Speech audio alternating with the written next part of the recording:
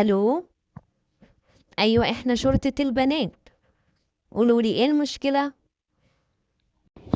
يا خبر ابيض، عندكم بنت مش بترضى تغسل اسنانها بالليل قبل ما تنام؟ اسمها ايه البنت دي؟ هي مش عارفة ان احنا لازم نغسل اسناننا قبل ما ننام عشان السوسة ما تجيش تاكلها بالليل، وكمان عشان لما نصحى الصبح يبقى ريحة بقنا حلوة. ايوه طبعا، لو ما غسلتش اسنانها السوسة هتيجي تاكل سنانها بالليل، وهنضطر نروح للدكتور، والدكتور ممكن يخلع سنتنا خالص وما نعرفش ناكل الحاجات الناشفة بعد كده.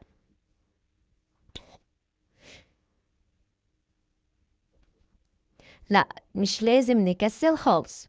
بالليل قبل ما ندخل السرير بتاعنا لازم ندخل على الحمام الأول ونغسل أسناننا ونتوضى، وبعد كده نفكر نروح ننام على السرير بتاعنا.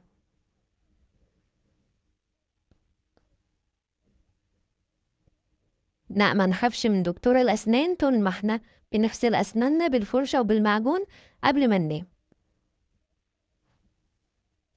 خلاص احنا هنديها فرصة المرة دي، انما لو ما غسلتش اسنانها كلمونا، واحنا هنيجي فورا ناخدها لدكتور الاسنان عشان نشوف اسنانها والسوسة اللي كلتها. مع السلامة.